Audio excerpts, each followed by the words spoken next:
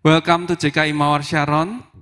Buat para teman-teman, sahabat juga yang mengikuti secara online, hari ini kita gabungan, jadi saya mau menyambut adik-adik Youth Impact dan juga Impact Kids yang pagi hari ini beribadah bersama-sama dengan kita. Yuk semangat beri sambutan buat adik-adik kecil kita pagi hari ini. Bapak Ibu, saya berdoa supaya firman Tuhan yang saya sampaikan pagi hari ini cukup sederhana, karena yang saya sampaikan, saya berharap ini jadi momen buat Bapak Ibu ini matanya boleh terbuka, akan ngerti bagaimana cara Tuhan bekerja dalam kehidupan kita. Selama 1 bulan kita berbicara tentang honorable living, bagaimana kita hidup dengan terhormat, dan kita sudah bahas, ada banyak pembicara yang menyampaikan hal yang luar biasa. Minggu lalu, Pastor Yosi menyampaikan bahwa orang terhormat itu dilihat dari apa, Bapak Ibu? Dari kata-kata dan perbuatannya. Nah, pagi hari ini saya mau ngajak kita untuk belajar satu prinsip penting, bagaimana kita ini bisa mengalami transformasi atau perubahan yang Tuhan ingin kerjakan dalam kehidupan kita. Bapak Ibu, kalau saya bertanya kepada Bapak Ibu pagi hari ini, kita mengenal yang namanya panca indera. Betul ya? Semua punya panca indera ya. Ada apa aja? Bisa bantu saya? Tolong bantu saya dong. Pagi hari ini ada apa? Mata, ada hidung, ada telinga, ada apa lagi? Mulut, merasakan. Ada satu lagi apa ya? Kulit. Oke. Nah, Bapak Ibu, kalau Bapak Ibu ditanya suatu hari oleh seseorang, kalau Bapak Ibu harus kehilangan semua panca indera, kecuali satu, kira-kira mana yang Bapak Ibu pilih untuk pertahankan? Wah, ada yang langsung jawab jelas. Yang lain gimana? Ada yang menjawab telinga? Ada yang menjawab hidung? Ada yang menjawab kulit? Kira-kira kalau Bapak Ibu bisa dapat pilihan, cuman pilih salah satu, kira-kira pilih yang mana? Mata. Coba Bapak Ibu yang datang dengan pasangan, coba toleh ke pasangannya, ya dengan senyuman ya, coba bilang matamu, gitu ya. Ya Bapak Ibu langsung ketawa ya. Kenapa? Karena ada yang ngomongnya dengan emosi, matamu, gitu ya. Padahal kalau Bapak Ibu hubungannya baik-baik bisa mengucapkannya dengan nada yang berbeda. Oh, matamu, gitu ya. Sama-sama kata matamu tapi intonasi dan suaranya berbeda, saudara ya. Bisa berbeda. Nah, pagi hari ini saya ingin kita membahas tentang mata, karena ini merupakan sebuah prinsip yang sangat penting di dalam firman Tuhan, saudara. Pertama saya mau ceritakan bahwa beberapa waktu terakhir ini saya berusaha untuk mengajari anak saya yang paling besar itu untuk mulai nyetir. Dan slide berikutnya silakan. Dalam prinsip nyetir mobil ada beberapa prinsip yang kita tahu, yang Bapak Ibu juga pasti pahami, adalah selalu harus fokus ke depan. Yang kedua, belajar melakukan segala sesuatu tanpa mengalihkan pandangan. Nah, buat para pemula, terkhususnya untuk yang mobil manual atau kendaraan manual, waktu kita harus memindahkan persneleng, ganti gigi, itu mau nggak mau tuh seringkali kita tergoda untuk melihat ke bawah atau melihat kaki, bagi yang belum bisa. Tetapi yang kita sudah bisa selalu menganjurkan dan menasihatkan, tolong selalu pandangannya kemana? Ke depan. Nah, apa yang terjadi Bapak Ibu? Kalau kita teralihkan, kita melihat ke bawah atau melihat ke samping, apa yang terjadi? Kira-kira mobil dan kendaraannya kemana, saudara? Bapak Ibu bisa paham? Bisa ikuti saya? Kalau Bapak Ibu mengendarai kendaraan dan Anda tidak lihat ke depan, kira-kira kendaraan Bapak Ibu sedang kemana? Ya, hanya Tuhan yang tahu Pak, katanya gitu ya. Iya, pasti tidak akan ke depan Bapak Ibu. Nah karena itu penting sekali untuk kita cek, seringkali kita harus ngecek ke kanan, ke kiri, tetapi cuma sebentar. Habis itu harus apa? Lihat ke depan. Dan saya selalu bilang sama anak saya, belajar untuk enjoy and relax. Nyetir itu harus menyenangkan, betul ya? Harus menyenangkan. Tetapi tetap fokusnya kemana? Fokusnya ke depan. Nah itulah pentingnya mata secara fisik Bapak Ibu, penglihatan untuk kita menentukan arah kita mau kemana. Setuju ya? Betul ya? Tanpa mata kita tidak bisa menuju ke arah yang benar. Nah pagi hari ini saya mau bawa pemahaman ini kepada pemahaman rohani Bapak Ibu. Nah ini yang buat saya menarik adalah karena mata itu juga hal yang sangat penting dalam hal rohani, saudara. Silakan. Berikutnya. Di dalam 2 Korintus 3 ayat 17 sampai 18, ada 2 ayat yang saya mau bacakan berkata begini. Sebab Tuhan adalah roh, dan di mana ada roh Allah, di situ ada kemerdekaan. Perhatikan kata-kata ini. Dan kita semua mencerminkan kemuliaan Allah dengan muka yang tidak terselubung. Dan karena kemuliaan itu datangnya dari Tuhan yang adalah roh, maka kita semua, sama-sama yuk katakan, maka kita semua diubah menjadi serupa dengan gambarnya dalam kemuliaan yang semakin besar. Di dalam 2 Korintus 3 ini menceritakan bagaimana pentingnya kita untuk mencerminkan Tuhan. Bapak Ibu kalau pakai cermin, panca indera mana yang dipakai, saudara? Kalau Anda bercermin atau Anda mencerminkan sesuatu, kira-kira panca indera mana yang dipakai? Pasti mata. Nah menarik sekali, karena di dalam firman Tuhan dikatakan penting sekali untuk kita berubah menjadi hidup yang terhormat, itu dengan cara apa? Dengan cara melihat.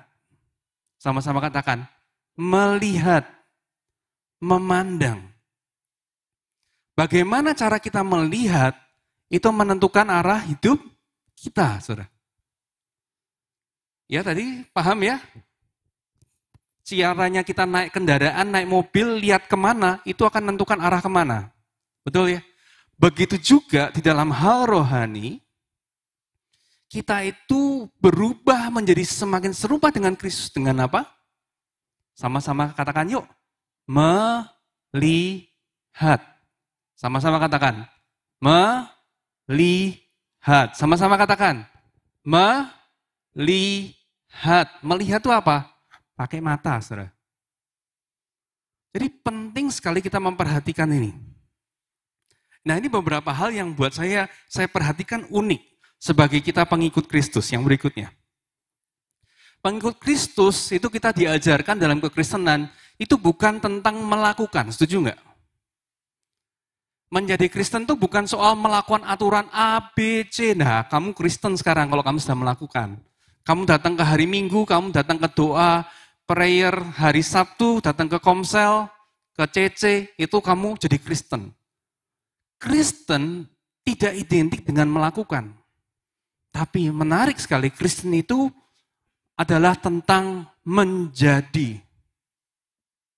Menjadi. Tuhan Yesus berkata, ikutlah aku dan kamu akan kujadikan penjala manusia. Lebih penting menjadi daripada melakukan menjalanya. Paham nggak? Penjala itu artinya hari Minggu penjala, hari Senin penjala, hari Selasa penjala juga. Karena menjadi. Yang kedua, bukan soal aturan tetapi tentang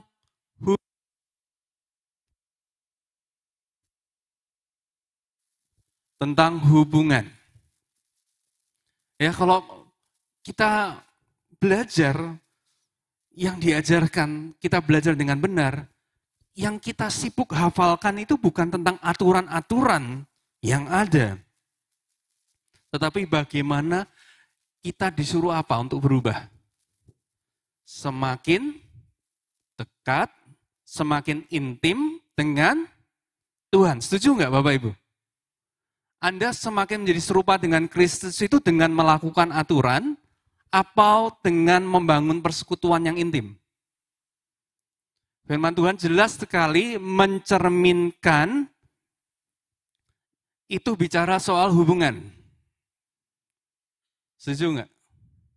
Bapak Ibu saya mau tanya ya, saya jujur ya, berapa banyak dari pagi hari ini yang tadi sudah bercermin? Ayo jujurlah, jujur. Yang belum bercermin jangan angkat tangan. Yang sudah bercermin saya mau tanya, Bapak Ibu bercermin dari jarak 1 kilo apa 500 meter? Saya percaya tidak ada seorang pun yang bercermin dari jarak jauh. Setuju? Bercermin itu memerlukan jarak dekat. Betul ya? Persis di depan. Itu namanya bercermin. Kalau melihat di situ mah itu melihat dari jauh namanya.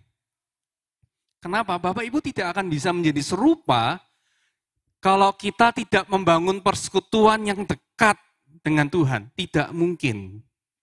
Yang berikutnya adalah transformasi Kristus terjadi kalau begitu saat kita terus-menerus, sama-sama katakan, memandang Kristus.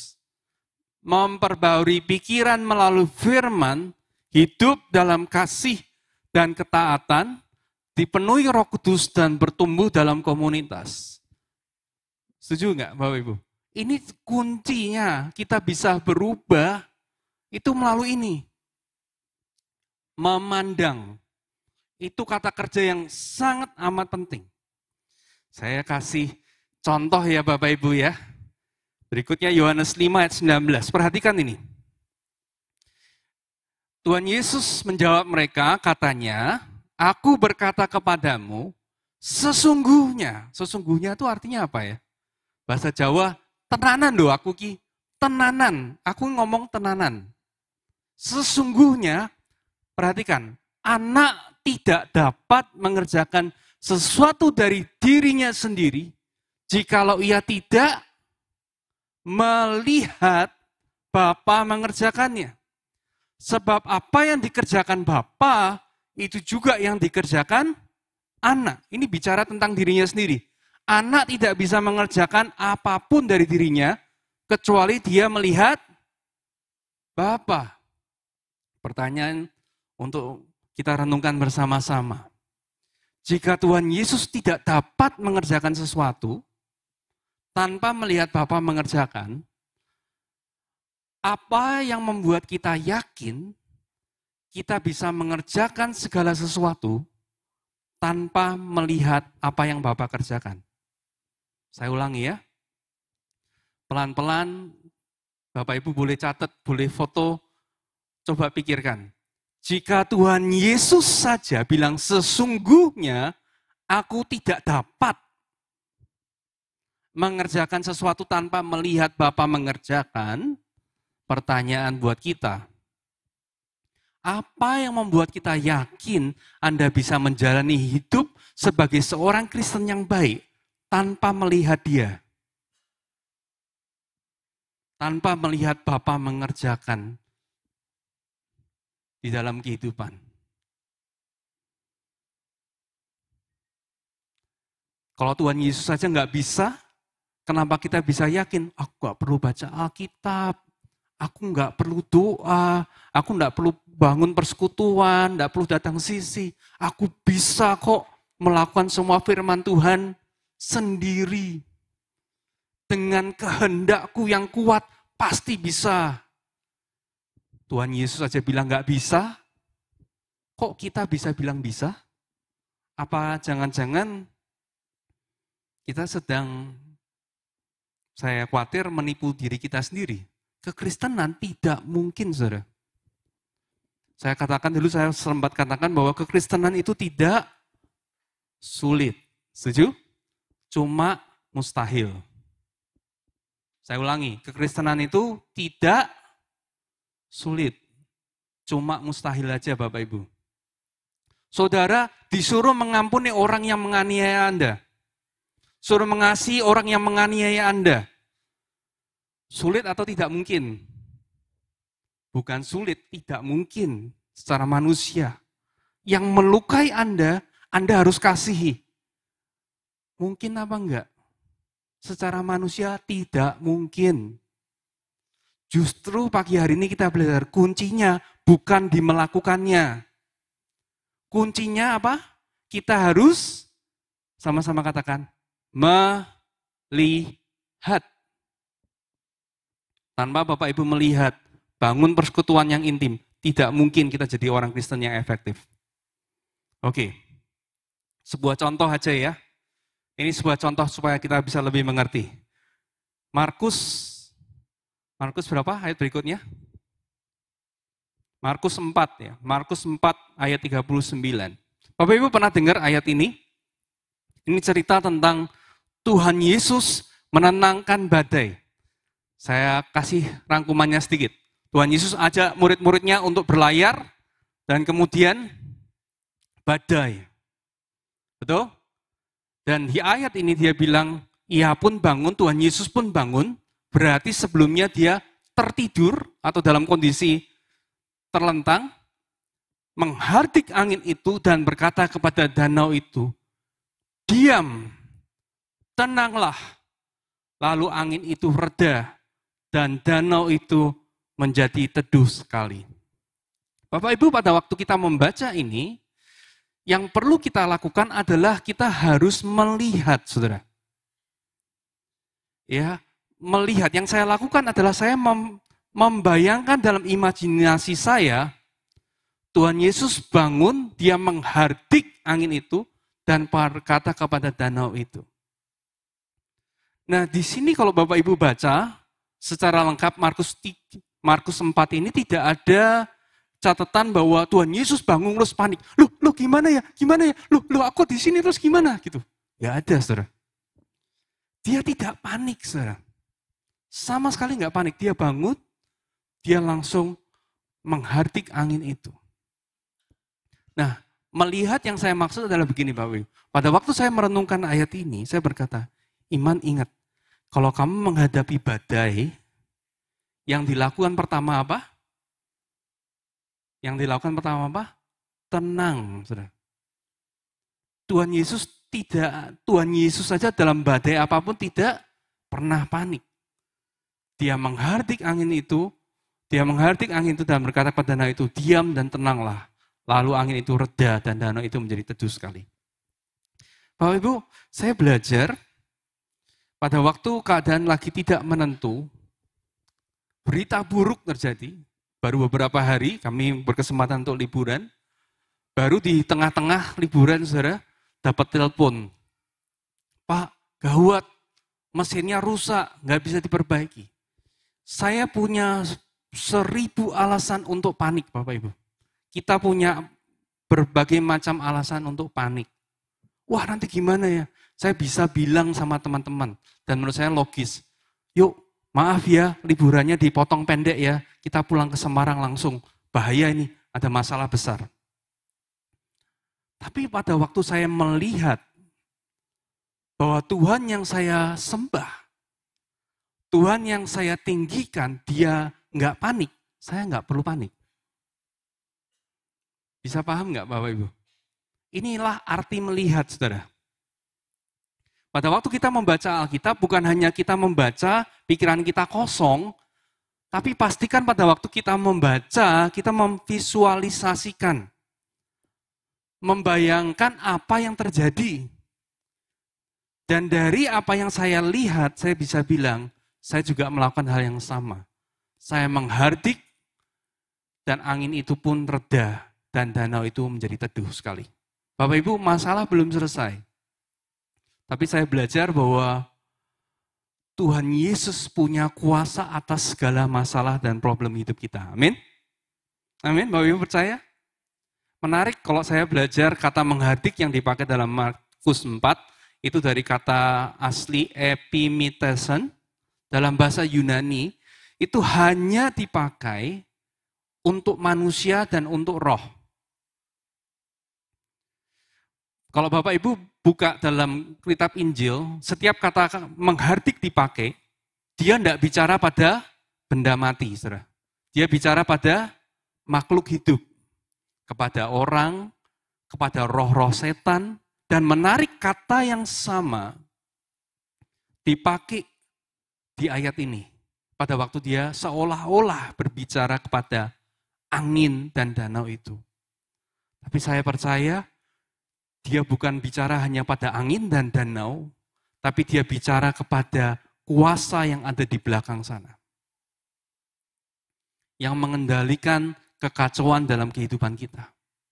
Bapak Ibu, sering nggak Bapak Ibu merasa tiba-tiba hidup Anda kacau sekali, begitu banyak masalah? Kita belajar melihat dari Tuhan. Dia nggak panik sama sekali, saudara. Yang dia katakan, dia kata menghardik, diam dan tenanglah. Dia bicara kepada sumber masalahnya. Dia bicara pada akar masalahnya. Itu salah satu contohnya, saudara. Jadi belajar untuk kita merenungkan firman Tuhan itu bukan cuma baca, tapi perhatikan betul apa yang terjadi. Oke? Jadi oleh karena itu, saya percaya untuk kita menyembah itu merupakan sesuatu yang harus kita lakukan, saudara. Silakan, Propres.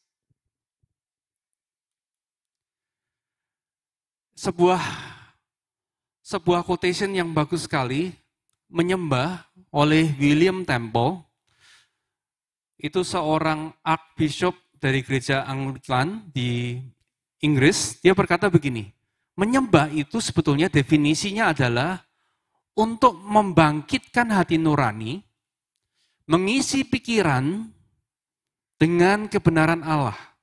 Jadi Bapak Ibu belajar pada waktu kita menyembah, itu bukan cuma uma-umi. Itu bukan menyembah, saudara. Tapi menyembah itu artinya kita membangkitkan hati nurani, perhatikan, mengisi pikiran dan jiwa, saudara. Dengan kebenaran Allah. Yang berikutnya adalah menggugah imajinasi oleh keindahan Allah. Jadi tidak mungkin kita bisa menyembah tanpa kita ini tidak membayangkan, saudara. Membuka hati kepada kasih Allah. Menyiapkan hati kita untuk terima kasih Allah. Dan yang terakhir adalah menyerahkan kehendak kepada tujuan Allah. Jadi Bapak Ibu, penyembahan itu bukan sekedar nyanyi, saudara. Tapi menyelaraskan pikiran, perasaan, kehendak, hati ini dibuka untuk Tuhan. Menyembah itu artinya mempersilahkan Dia berkuasa di dalam kehidupan kita. Kita bisa aja mengeluarkan kata-kata lagu, tapi pada saat imajinasinya tidak ikut, hati nggak ikut, itu belum nyembah Tuhan. Dan kita tidak mendapatkan manfaat apapun. Cuman sekedar ritual. Tapi menyembah yang dikatakan oleh William Temple adalah membangkitkan hati nurani, menyadarkan hati nurani, mengisi pikiran dan jiwa dengan kebenaran Allah, menggugah imajinasi. Perlu pakai imajinasi, membuka hati kepada kasih Allah, dan menyerahkan kehendak kepada tujuan Allah.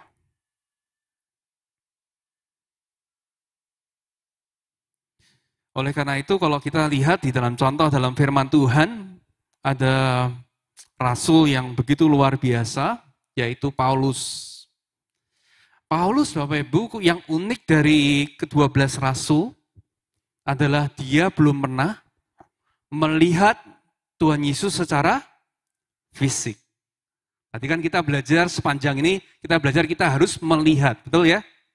Betul ya Bapak Ibu ya? Bapak Ibu mungkin bisa protes, loh iya para rasul dulu melihat secara langsung. Lah aku, gimana cara melihatnya? Gimana saya bisa meniru, mencerminkan kalau saya nggak pernah melihat?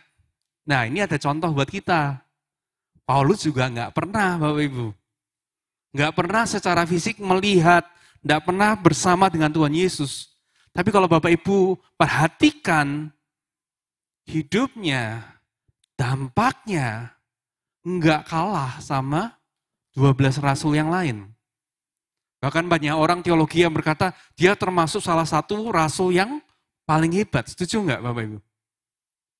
Yang menulis sebagian besar dari perjanjian baru dan pengajaran tentang keselamatan, tentang gereja, yang paling jelas siapa? Rasul Paulus. Gimana Rasul Paulus bisa melakukannya? Nih rahasianya, Filipi 3:10. Yuk sama-sama baca yuk. 1, 2, 3. Yang ku kehendaki ialah mengenal Dia dan kuasa kebangkitannya dan persekutuan dalam penderitaannya, di mana aku menjadi serupa dengan Dia dengan dalam kematiannya. Mengenal Dia itu bukan bicara soal pengetahuan, saudara. Mengenal itu punya arti saya kenal oleh karena pengalaman. Artinya saya jalan bareng sama dia, saya tahu bahwa dia murah hati. Itu namanya mengenal. Nah, menarik sekali. Tapi Rasul Paulus nggak pernah jalan bareng Tuhan Yesus secara fisik. Kalau dia bisa, apa yang menyebabkan kita bilang kita nggak bisa? Rasul Paulus melakukan itu karena apa? Karena pribadi Roh Kudus yang berjalan bersama kehidupan Paulus, saudara. Dan saya mau yakinkan Bapak Ibu, saudara-saudara, adik-adik semua tempat ini, Roh Kudus yang sama, ukuran yang sama, kualitas yang sama, ada dan dalam kehidupan kita menyertai kita. Amin. Jadi kalau Rasul Paulus bisa, semestinya hal yang sama bisa terjadi. Filipi 3:13-14 mengatakan gini, aku melupakan apa yang telah di belakangku dan mengarahkan diri kepada apa yang di hadapanku dan berlari-lari kepada tujuan. Kuncinya adalah apa? Mengarahkan diri itu bicara soal apa Bapak Ibu? Bicara apa nih? Mengarahkan diri ini apa? Saya mengarahkan diri ke arah pintu. Apa yang berubah? Saya mengarahkan diri pada pintu. Berarti apa? Mata saya pada pintu. Saya tadinya melihat tembok, saya mengarahkan diri kepada apa yang di hadapanku. Itulah yang dilakukan oleh Paulus. Dia selalu mengejar pribadi Tuhan. Bersekutu melalui firman Tuhan. Melalui worship, melalui penyembahan, saudara. Baca Alkitabnya bukan sekedar baca, Bapak Ibu. Kita bukan baca Alkitab cuma nambah pengetahuan, percuma, eman-eman, Bapak Ibu. Baca itu untuk melihat. Baca itu untuk mengenal dia seperti apa. Itu kuncinya, saudara. Kalau dengan membaca dan merenungkan firman kita tidak melihat, nah itu belum terjadi apa-apa, saudara. Ya, jadi itulah yang Paulus katakan. Jadi kalau kita lihat di dalam Yohanes pasal yang keempat, ayat 23 dan 24, dua ayat yang sangat terkenal, katakan tetapi saatnya akan datang dan sudah tiba sekarang bahwa penyembah-penyembah benar akan menyembah Bapa dalam roh dan kebenaran. Sebab Bapa menghendaki penyembah-penyembah demikian. Setuju? Setuju ya? Allah itu roh, dan barang siapa menyembah dia harus menyembahnya dalam roh dan kebenaran. Saya pada waktu belajar ayat ini, saya coba renungkan. Nih, renungkan itu namanya mengimajinasikan, saudara. Jadi kalau baca Alkitab tidak bisa tanpa merenungkan, saudara. Kalau tidak masuk dalam pikiran itu belum baca, saudara. Ya, jadi coba pikir, kenapa R-nya kecil? Atau jangan-jangan pada waktu kita baca sering kita lewati begitu aja. R kecil itu karena tidak menunjuk pada roh Tuhan. Tapi bicara soal roh kecil, rohnya kita. Di dalam bagian yang terdalam dan dalam kebenaran.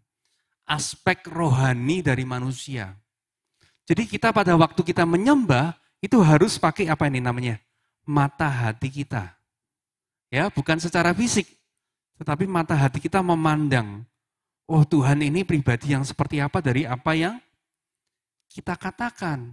Ya, makanya pada waktu kita menyembah, saya ajak Bapak Ibu jangan cuman mengeluarkan kata-kata, imajinasinya harus sejalan dengan kata-katanya. Itulah yang diajarkan, saudara. Dan menarik juga, transformasi itu terjadi melalui komunitas. Saya hampir selesai, minta pemain keyboard bisa kembali. Transformasi itu melalui komunitas. Bapak Ibu kalau lihat gambar domba-domba ini, apa kira-kira persamaan dari mereka yang kita bisa lihat? Kira-kira apa persamaannya?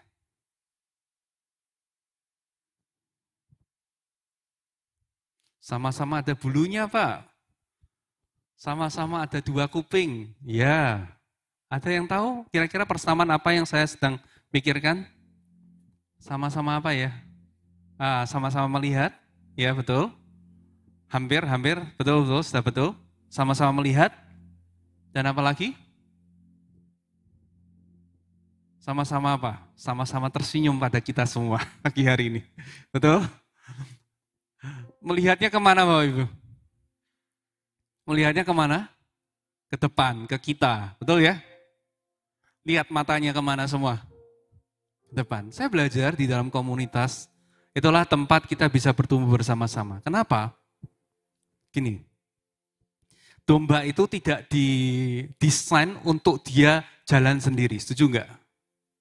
Karena domba itu punya tendensi untuk mencar dan untuk nyeleweng itu besar banget. Jadi harus dituntun oleh gembala, mengikuti suara gembala, tapi menariknya adalah mereka itu berjalan bersama-sama. Dan pada saat kita ada di dalam komunitas yang benar, kita akan belajar bersama-sama bagaimana punya pandangan yang benar juga. Arahnya sama. Mungkin kalau ada satu dombanya itu yang meleng sedikit gitu ya, ngeliatin rumput di sana atau ngeliat situ, yang satu bilang, depan. Coba bilang ke kanan kirinya, matanya ke depan. Matanya ke depan aja. Jangan lihat kiri kanan, depan. Amin. Filipi 3 ayat 17 katakan, saudara-saudara ikutilah teladanku. Dan perhatikanlah siapa? Mereka yang hidup sama seperti kami yang menjadi teladanmu. Ikuti mereka yang hidupnya sama seperti kami yang menjadi teladanmu. Jadi penting banget untuk kita mengelilingi hidup kita dengan orang-orang yang punya nilai yang sama, punya arah dan tujuan yang sama.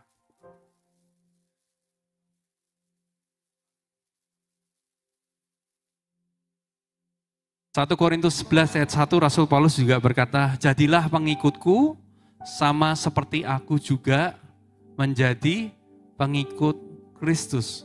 Jadi kita satu sama lain ini kenapa harus dalam komunitas? Supaya kita memandang arah yang sama. Misalkan contoh paling sederhana. Bagaimana kita belajar tentang mengasihi? Kalau kita nggak pernah ada di dalam sebuah keluarga. Saudara tidak akan bisa paham kasih kalau Anda tidak melihat contoh orang yang mengasihi. Saudara akan kesulitan untuk mengerti apa arti berkorban kalau Bapak Ibu tidak melihat orang yang berkorban. Coba saya khotbahi, Bapak Ibu berkorban ya?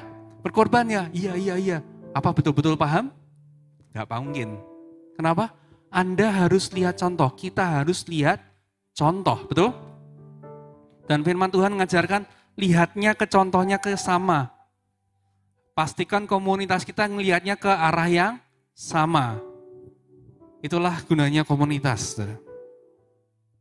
Jadi kita belajar bahwa perubahan, constant transformation adalah kita memandang kepada keindahan Kristus. Kita mempelajari dan kita merenungkan firman Tuhan. Bicara mengenai observasi, saudara. Bukan baca, observasi. Sebetulnya yang terjadi di ayat itu apa? Terus kita melakukan dengan taat. Do what we see. Kita melakukan apa yang kita lihat, betul? Tadi katakan anak tidak dapat melakukan apa-apa selain melihat Bapa mengerjakan sesuatu. Mengizinkan Roh Kudus untuk mengubah kita dari dalam keluar. Dan yang terakhir tadi kita belajar, kita harus memastikan kita tumbuh dalam komunitas yang sama-sama punya arah yang sama.